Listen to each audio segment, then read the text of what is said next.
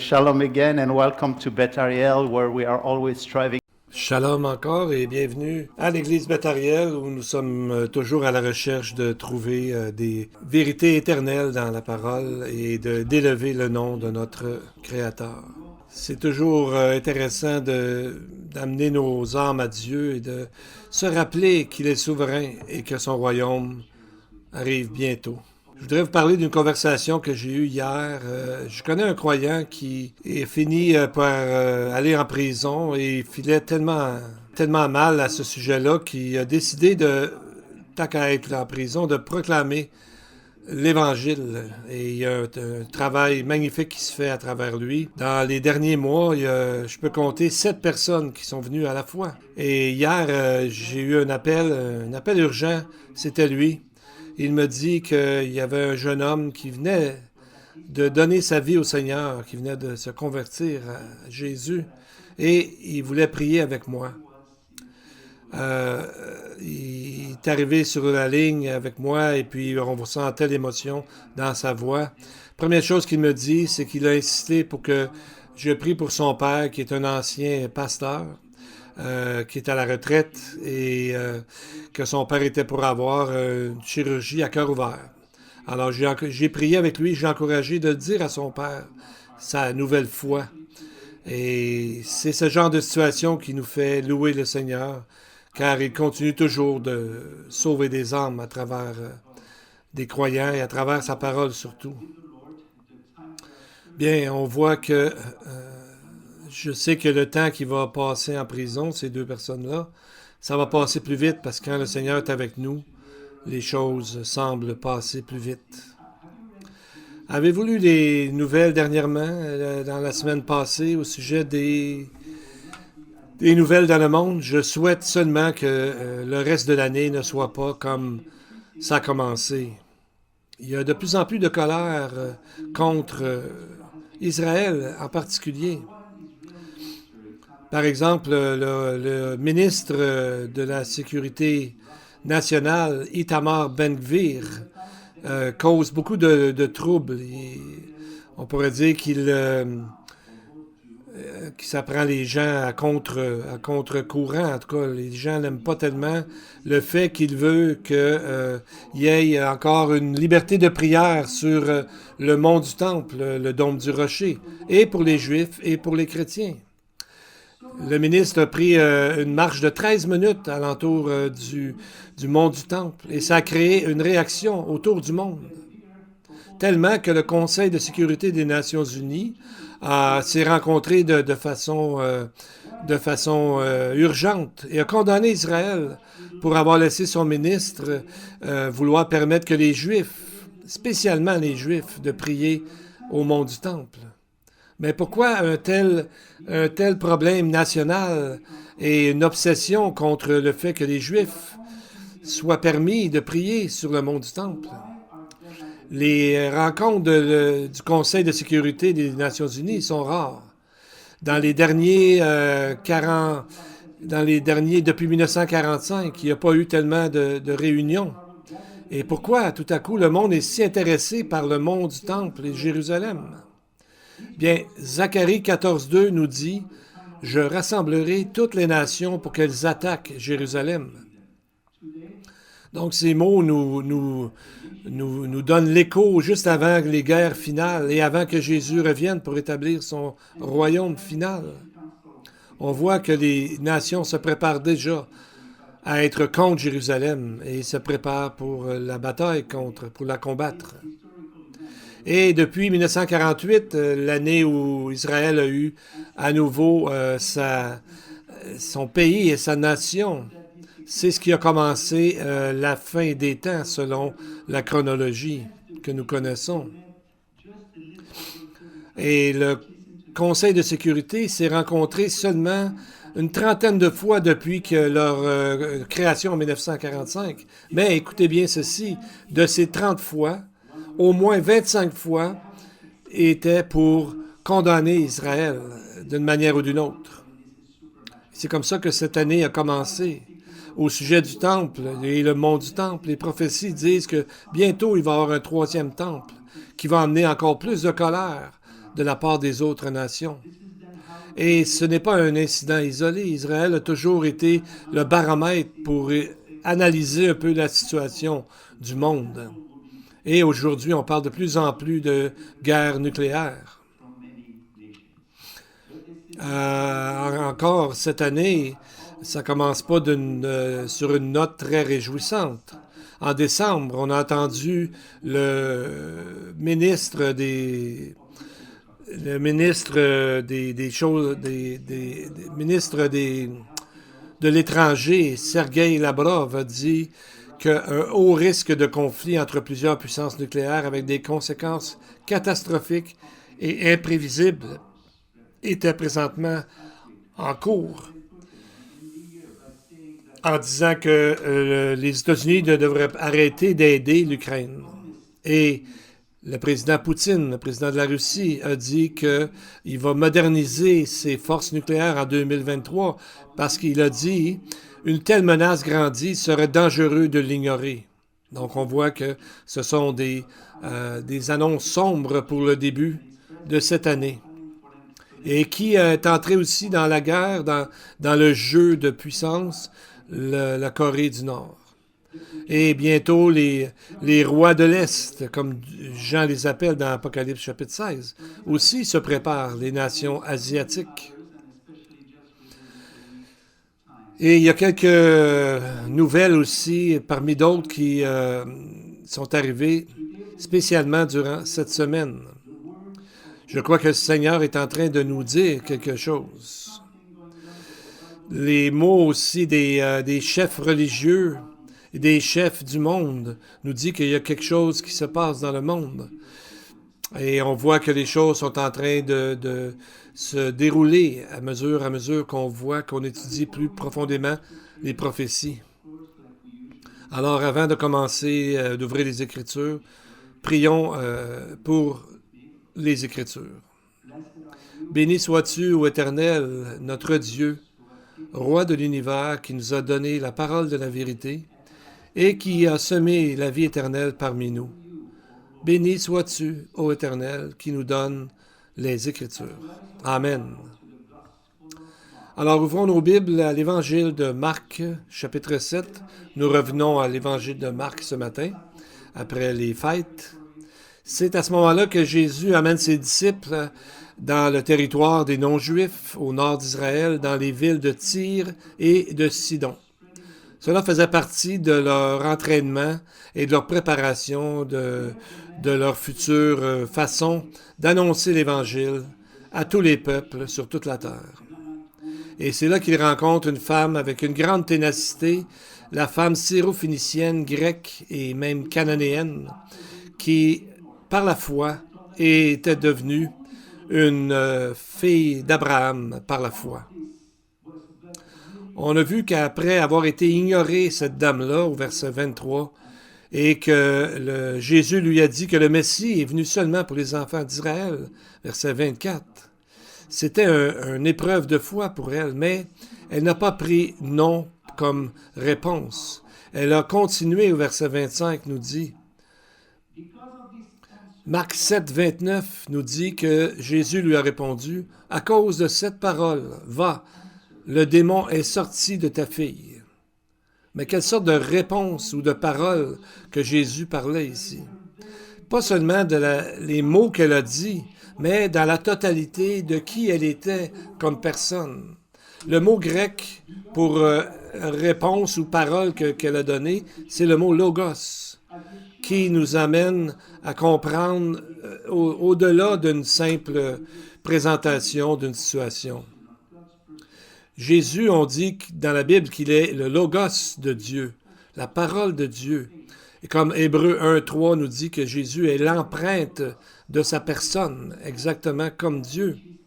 Alors c'est dans cette femme qu'il a vu la force de sa foi et qui s'est exprimée autant dans l'action, elle a tenu bon, que par ses mots. Le mot logos, le premier sens du mot logos, c'est quelque chose qui est ramassé ensemble, qui est réuni ensemble. Et même on utilisait ce mot-là de logos pour un compte bancaire comme on avait de l'argent, par exemple, en banque, pour montrer que le logos, c'est la somme, c'est la totalité de la personne. Comment est la personne? Donc, on voit que Jésus a vu la condition de cette femme, la condition de son cœur. Et avec sa persévérance, il a fini par lui donner ce qu'elle voulait. Et le même mot, logos, est parfois traduit dans certaines traductions par le verbe, comme dans Jean 1, verset 1. Jésus est donc le verbe de Dieu. Le verbe, c'est celui qui fait l'action du sujet. Et on voit que c'est avec la foi que Jésus agit. Et c'est comme ça qu'il écoute nos prières et répond à nos prières aussi. Il y a quelque chose qui amène quelque chose d'intéressant à voir. C'est une femme qui est appelée une Cananéenne. On sait que c'est une Syro-Phénicienne, donc une non-juive, une grecque, une madame grecque qui vivait en Sidon. Mais pourquoi ajouter le titre Cananéenne? Bien, ça nous amène à l'origine du nom. Un incident sombre qui est devenu lumineux. Quand Noé est sorti de l'arche, il y avait 3 fils, Japheth, Ham et Shem. Ham a eu un fils qui s'appelait Canaan. Et il y avait une malédiction particulière sur lui parce qu'il avait contemplé, il avait vu la nudité de son père. Genèse 9, 25 nous dit la malédiction sur lui. Maudit soit Canaan, qu'il soit l'esclave des esclaves de ses frères. Donc on voit ici une malédiction sur les descendants des Cananéens et que cette malédiction s'enlève seulement en Jésus. Et aujourd'hui, on voit, on ne connaît pas qui sont les Cananéens aujourd'hui, mais nous savons une chose, qu'aucune malédiction peut empêcher quelqu'un de connaître Jésus en tant que le fils de David. C'est une grande vérité pour chaque croyant que, quelles que soient nos choses, nos ancêtres, ce que nous avons fait dans le passé, nous sommes sous la protection totale de Dieu quand nous vivons et nous le suivons et quand nous vivons selon sa parole. Donc, on voit quand Jésus amène les 12 disciples dans un territoire étranger, c'est pour leur entraînement à prêcher l'Évangile à tout le monde et aux étrangers aussi. Et on voit encore verset 31, chapitre 7. Jésus quitta le territoire de Tyr et revint par Sidon vers la mer de Galilée en traversant le pays de la Décapole. On lui amena un sourd qui avait de la difficulté à parler et on le pria de lui imposer les mains. Donc on voit que Jésus est parti de Tyr, il est allé vers le nord à Sidon et ensuite vers le sud vers la mer de Galilée. Donc, à un certain moment donné, ils ont amené cet homme qui était sourd et muet. Et ils l'ont amené à Jésus. Et ils ont été étonnés du fait qu'il fasse que le sourd entende et le muet parle.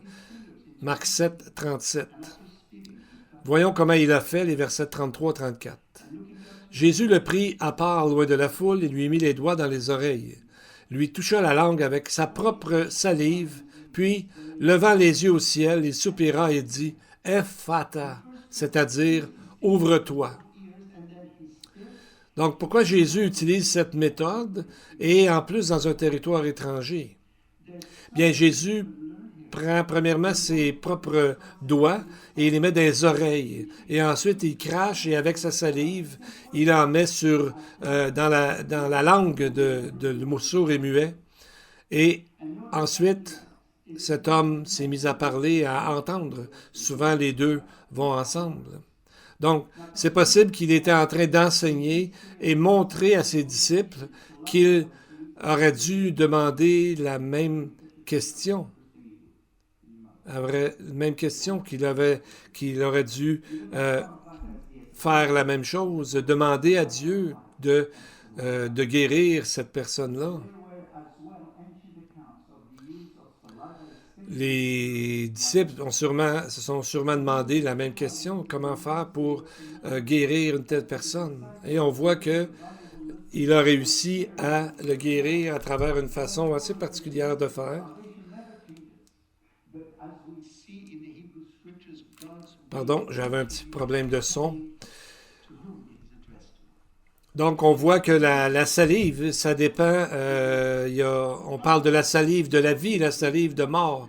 Ça dépend comment on l'applique et ça dépend comment elle est comprise par la personne qui veut guérir. Vous savez, Dieu, ça approche toujours la personne de façon particulière selon qui elle est et l'entièreté de sa personne. Le message de Dieu est toujours le même, mais la façon de l'approcher est différente. À Nebuchadnezzar, Dieu a parlé à travers des rêves. Pour Pharaon, à travers des rêves et divers miracles. Aux Israélites, il a parlé à travers de plus grands miracles encore. Et à David, il parlait à travers sa parole.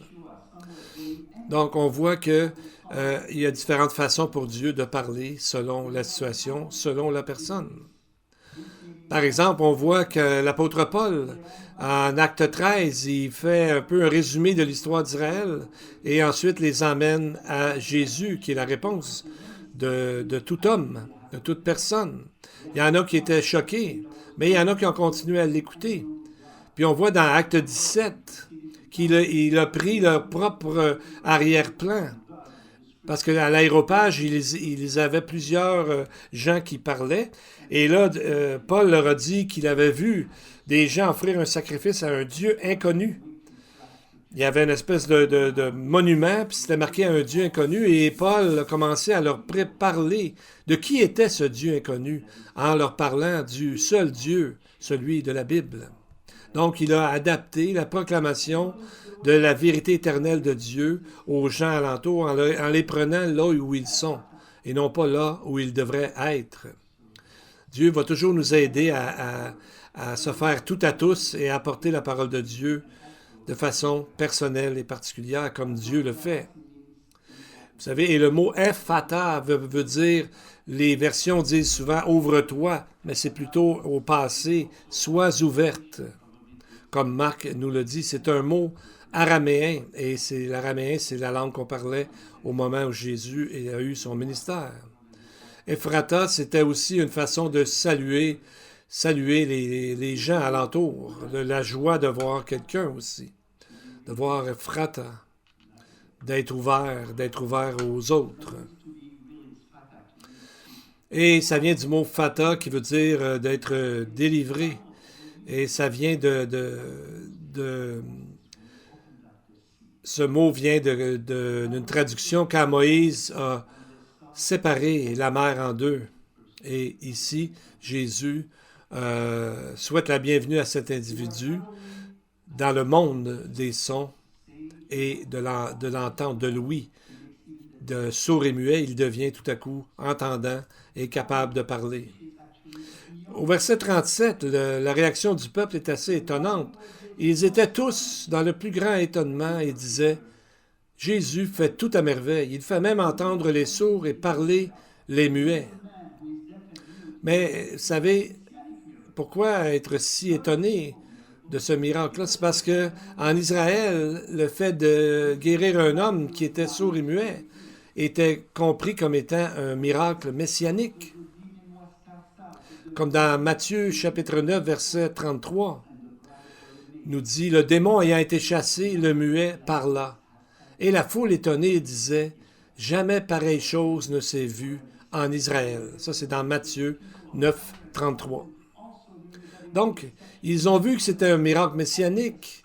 Et les pharisiens, comme ils ne savaient plus quoi dire, ont réagi de la mauvaise façon et ont accusé Jésus de chasser les démons par Belzébuth, le prince des démons.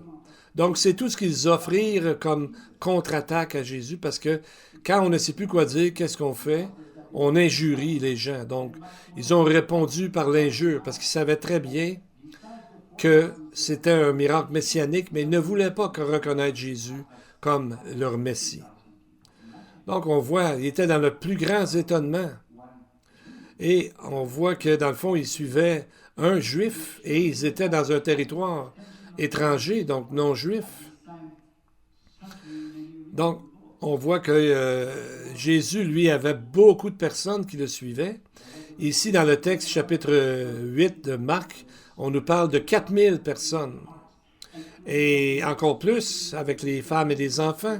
Et Matthieu nous parle un autre 4000 femmes et enfants. Matthieu 15, 28. Donc, ça nous amène à un chiffre proche de 15 000 personnes. On voit qu'à ce moment-là, il y avait beaucoup de révoltes et d'émeutes, et les Romains avaient peur de ça.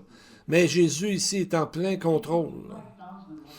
Donc, alors que la révolution n'était pas une révolution physique, mais spirituelle, qui a touché plusieurs cœurs, comme le centurion qui en est venu à croire dans les Écritures.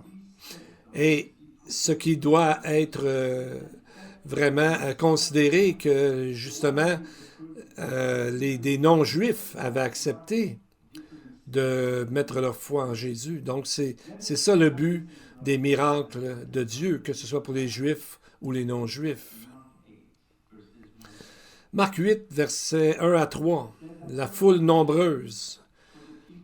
Encore, en ces jours-là, une foule nombreuse s'étant de nouveau réunie, et n'ayant pas de quoi manger, Jésus appela les disciples et leur dit, « Je suis ému de compassion pour cette foule, car voilà 3 jours qu'ils sont près de moi, et ils n'ont rien à manger.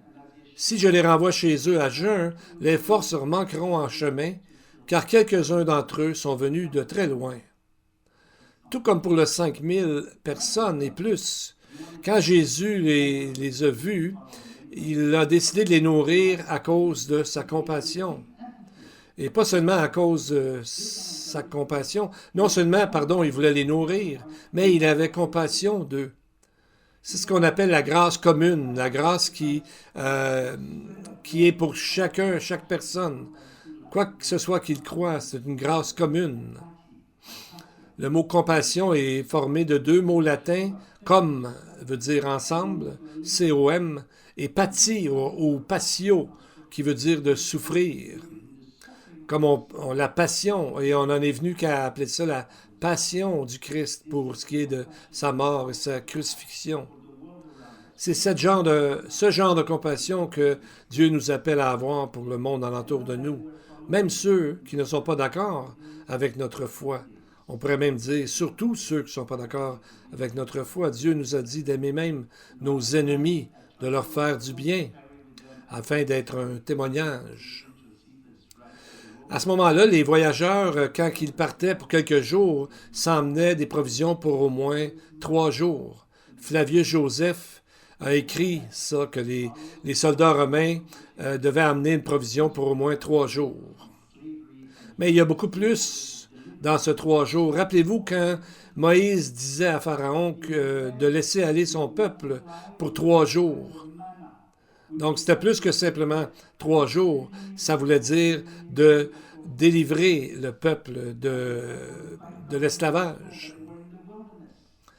Donc, dans le pain, il y a une multiplication. Rappelons-nous la manne qui a apparu miraculeusement pour nourrir quelques 3 millions de personnes durant une période de 40 années complètes. Tout comme pour le 5000, on nous dit dans le texte qu'ils étaient dans un lieu désert, un endroit désert. Comme par exemple, les Israélites étaient souvent dans des endroits déserts alentour des grandes villes. Et c'est là que Jésus il y a un autre test encore. On aurait pu s'attendre bien, Jésus, l'autre fois, t'a nourri 5000 personnes l'autre fois. Pourquoi tu te demandes comment nourrir les 4000? On dirait que les disciples ont rapidement oublié au sujet de la réponse des 5000 personnes que Jésus a donnée. On dirait qu'ils ont oublié. Et donc, ils ont donné la mauvaise réponse. Au verset 4, ils disent, « Comment pourrait-on les rassasier de pain ici, dans un lieu désert? » Rappelez-vous que juste il y a quelques jours seulement, il a nourri 5000 personnes. Est-ce qu'il ne se rappelle pas qu'il y a quelques jours encore, Jésus a marché sur l'eau? Pardon. Mais encore ici, c'est un exemple. La Bible nous dit souvent que ce qui est arrivé à Israël et aux disciples de Jésus, c'est sûr par le fait même, c'est un miroir de qui nous sommes comme croyants. Parce qu'on oublie facilement les choses spirituelles, qui pourtant sont écrites dans toutes les Écritures. Exode 13, 9, quand Dieu a donné la loi à Israël, il leur a dit, « Ce sera pour toi, Israël, comme un signe sur ta main et comme un souvenir entre tes yeux. » Donc, Dieu ne leur aurait pas dit ça s'il ne savait pas qu'ils étaient enclins à oublier facilement. Et c'est pour ça que plusieurs phrases sont répétées dans les Écritures en hébreu et en grec. Par exemple, cette phrase qu'on trouve très souvent dans les Écritures, « Je suis l'Éternel ton Dieu, l'Éternel qui t'a fait sortir hors d'Égypte. » Il aurait pu seulement dire « Je suis le Seigneur ton Dieu », mais il le rappelle au moins 30 fois dans les Écritures qu'il les a amenés hors d'Égypte pour leur rafraîchir la mémoire, parce qu'à chaque fois, ils oublient. Ce n'est pas un problème seulement juif, c'est un problème humain d'oublier la bonté de Dieu. Et quand on lit le texte de Marc, ben ça va pas mieux en passant. Pour le moment, en tout cas. Un peu plus tard, on va voir que quand ils s'en retournent en Galilée, ils ont oublié d'amener le pain lorsqu'ils ont embarqué dans le bateau. Et ils ont commencé à s'inquiéter. C'est ce que Jésus leur a dit dans Marc 8, verset 17. « Pourquoi raisonnez-vous sur ce que vous n'avez pas de pain? Êtes-vous encore sans intelligence et vous ne comprenez pas encore? » Une autre version dit « Pourquoi votre cœur s'est-il endurci en ne croyant pas? » Et c'est là qu'il leur rappelle que les 5000 qu'il a nourris et les 4000, donc dans son miracle, ça rappelle aux gens qu'est-ce qu'il avait fait auparavant. Et nous aussi, c'est pas seulement dans les choses spirituelles. On a tendance à oublier des choses très simples. 83% ne se rappellent pas des noms des gens. C'est pour ça que c'est rare que j'appelle les gens par leur nom, parce que je me trompe souvent. Ensuite, des choses comme les clés, des téléphones cellulaires, des lunettes. 60% sont oubliés.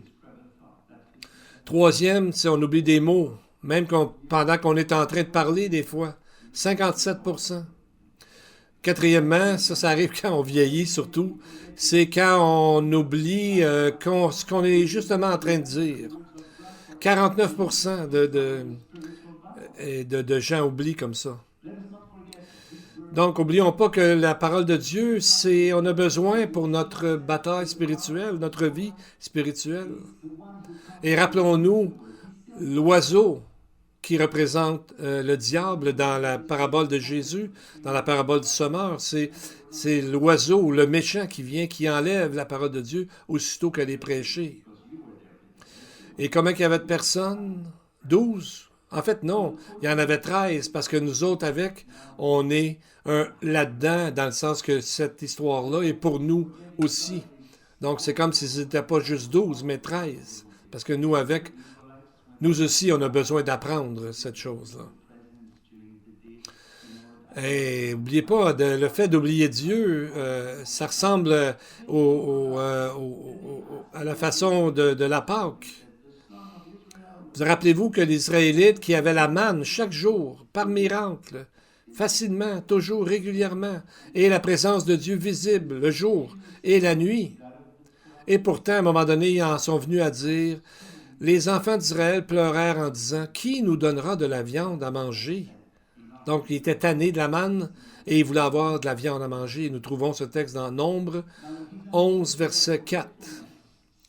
Alors, ça ressemble à la situation des 12 disciples qui ont oublié qu'est-ce que Dieu venait juste de faire. Dans sa réponse à leur oubli, Jésus a lié ces deux miracles, celui de 5000 personnes et davantage, comme on sait, nourries, et les 4000. Il y a quelque chose de puissant ici.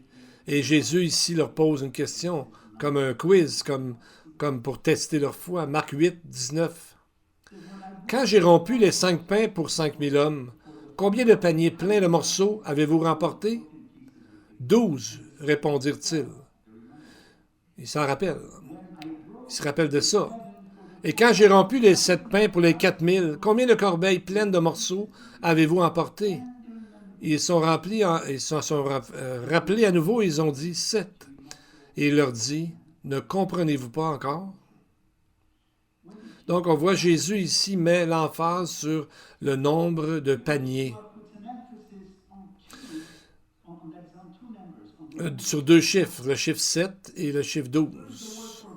Premièrement, le mot pour panier est différent pour les deux événements. Pour les premiers 5000, c'est des paniers très petits, alors que les 4000, c'est des paniers plus gros, beaucoup plus gros. Assez pour même embarquer un homme dedans. Rappelez-vous quand Paul était à Damascus, il pensait qu'il voulait le tuer, alors ils l'ont descendu d'un mur par le mur par un panier, un grand panier. Acte 9, 25. Donc, le nombre de paniers est plus bas pour les non-juifs, mais la qualité ou la quantité qui en est restée est encore plus haute parce que les paniers sont plus grands. Donc, 12 paniers pour 5000 et 7 paniers pour 4000. Donc, si on met ces chiffres-là en lumière, les chiffres 12 et 7, on voit que ces deux chiffres, le message proclame la parole et aux Juifs et aux non-Juifs. Et c'est là qu'est mis l'emphase, parce que 12 est le chiffre de la perfection du gouvernement, la perfection de la manière de se comporter, et 7 est le numéro spirituel 7 est le numéro de la perfection spirituelle et 12 est le chiffre de la perfection gouvernementale. Et ici, on les trouve les deux, parce que les deux chiffres représentent et les Juifs et les non-Juifs. Donc, 7 est la perfection spirituelle dans le sens que c'est la nouvelle parfaite du salut envers le monde. Et 12, c'est la perfection gouvernementale qui commence avec Israël, avec les 12 tribus d'Israël. Et sur les portes du ciel, dans laquelle 12 tribus sont écrites à chacune des portes. Et concernant le chiffre 7, on voit dans la table des nations de Genèse chapitre 10, ces chiffres 12 et 7 ont beaucoup d'emphase à travers les trois fils de Noé, Japheth, Ham et Shem. Japheth a eu 7 fils et ses petits-enfants aussi sont au nombre de 7. Shem a eu 12 fils jusqu'à Péleg et l'autre descendance à travers les fils de Joktan sont de 14, donc 2 fois 7. Ham a eu 4 fils, mais les fils et les petits-fils de Cush sont 7. Égypte, Misraïm, les fils d'Égypte sont 7. Et Canaan, le total de ses fils montait à 12.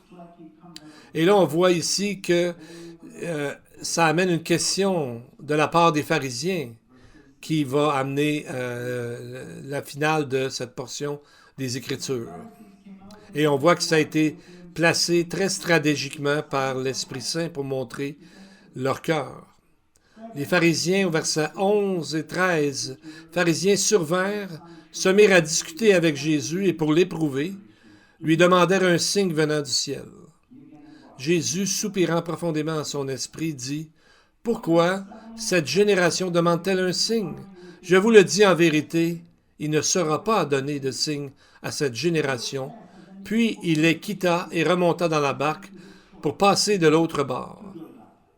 Donc les pharisiens survinrent, se mirent à discuter pour l'éprouver. Le mot test ou le mot ici pour l'éprouver a une connotation du mal, dans le sens que ça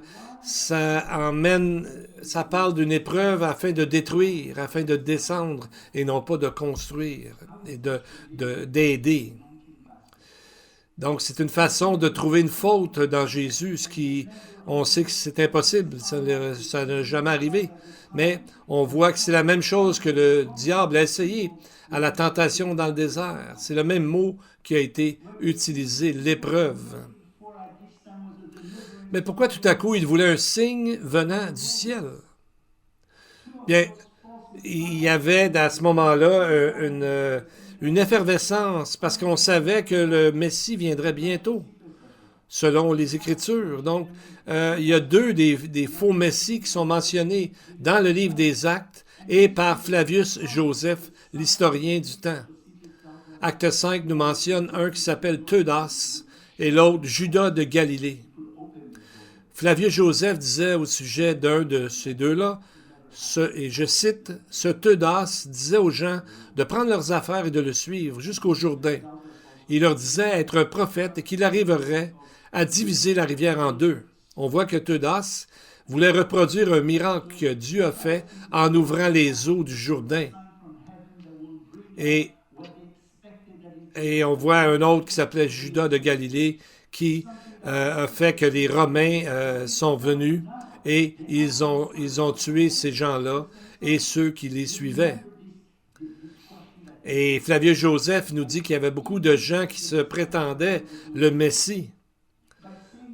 Et on voit que le Messie, souvent, il a été mal compris. Encore aujourd'hui, les gens disent, si Jésus est le Messie, comment ça se fait qu'il n'y a pas encore de paix sur la terre? Bien, parce que Jésus est venu d'abord pour amener la paix, pour amener le salut. Et ensuite, il amènera la paix sur la terre dans sa deuxième venue qui est comme pour bientôt, comme on a dit souvent. Donc, c'est comme en demandant de telles choses. C'est comme si les gens n'ont rien à faire de ce que Dieu leur a déjà montré. Ils veulent avoir un autre signe. Et c'est pour ça que Jésus leur dit, il n'y aura pas d'autre signe. Dans un autre évangile, il dit qu'il va y avoir seulement le signe de Jonas, donc de la résurrection. Mais à ce moment-là, il leur dit rien, il leur donne aucun signe. Le verset 13 commence avec le texte qui dit que Jésus les quitta pour aller à l'autre bord. Donc, qu'est-ce qui est arrivé? C'est que Jésus, qu'est-ce qu'il a fait? Il a amené du pain et des poissons et de la nourriture à ces gens-là. Tout comme le miracle de la manne que Dieu a reproduit pendant des années et des années. Et les miracles que Jésus a montrés, c'était pour bien que les gens comprennent qu'il est le vrai prophète que Moïse avait parlé dans Deutéronome 18-19. Moïse a dit, « Et si quelqu'un n'écoute pas mes paroles qui dira en mon nom, c'est moi qui lui en demanderai compte. » Dieu parle ici de celui qui va envoyer, qui est le prophète, et qu'il faut écouter ses paroles. Donc, on voit qu'un jour, il va y avoir un faux prophète qui va amener un signe venant du ciel. Vous rappelez-vous? Apocalypse, chapitre 13, verset 13. Le faux prophète opérait de grands prodiges, même jusqu'à faire descendre du feu du ciel sur la terre à la vue des hommes. Donc, on voit que plusieurs s'attendaient à ce signe du feu venant du ciel. Encore aujourd'hui, les Juifs attendent ça. Et c'est ce que l'Antichrist va leur donner un jour prochain. Pourquoi mettre l'emphase sur ce miracle en particulier? Ce miracle nous emmène directement à Jérusalem et au mont du Temple, où est-ce que le temple de la tribulation, qu'on pourrait appeler, aura été construit à ce moment-là. Donc, et c'est à ce moment-là que le faux prophète se prétendra être l'agneau de Dieu. Et juste comme l'inauguration de la premier autel par Moïse et le deuxième altar, le deuxième autel avec Salomon, a amené le ciel, le feu du ciel, pardon. Alors ils s'attendent que le temple qu'ils vont faire va recevoir le feu du ciel également. Il y a une midrash, une interprétation qui dit, et je lis, Messie ben David surgira en Galilée du Nord et ira à Jérusalem pour construire un temple et offrir des sacrifices. Et le feu descendra et consumera son sacrifice, et Israël vivra en sécurité pendant tous ces jours-là. Donc, c'est le genre d'intensité, de signes que les Juifs, les chefs religieux s'attendaient de voir.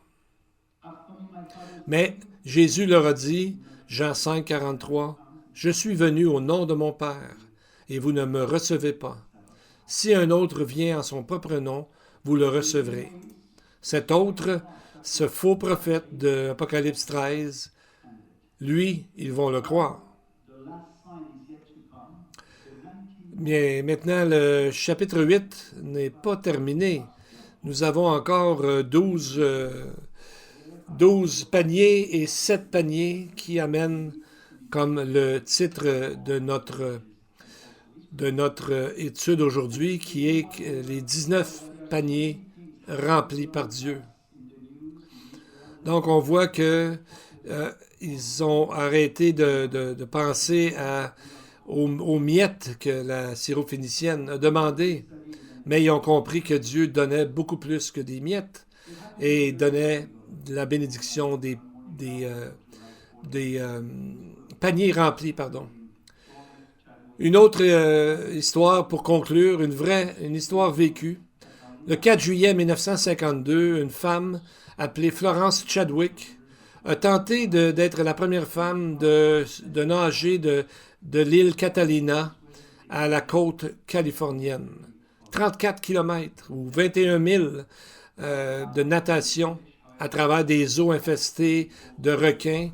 Et elle a commencé alors qu'il y avait beaucoup de brume sur l'eau. Et elle est obligée d'arrêter au bout de presque un demi-mille de la fin. Et plus tard, elle a dit, malgré sa fatigue, c'était pas à cause des requins ou quoi que ce soit, et même la fatigue, mais elle a dit, si au moins j'avais pu voir la terre, je crois que j'aurais pu réussir. Et 2 mois plus tard, elle a réussi à le faire. Donc, ça, à ce moment-là, elle ne pouvait pas voir, mais on a, nous-mêmes, quand on a des difficultés, c'est difficile de regarder et de ne pas oublier Dieu. Il faut vraiment se forcer à se rappeler qu'est-ce que Dieu a fait pour nous, car il revient bientôt. Amen. Courbons nos têtes et prions.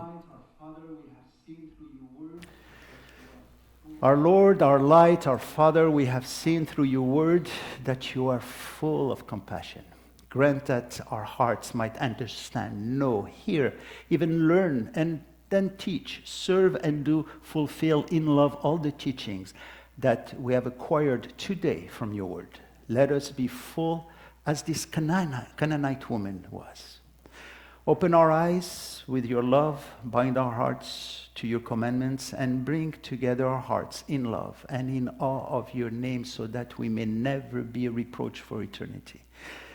Lead us in peace and help us to be free from the influences of this world. We thank you, for you are God, the God who has chosen us, who has led us by your holy name, and that in love we might freely confess you. Blessed are you, O Lord, Beshem Yeshua Mashiach, to the congregation, the Aaronic blessing. The Lord bless you and keep you. The Lord make his face shine upon you and be gracious to you. The Lord lift up his countenance upon you and give you peace. Amen and amen. May the Lord bless you all.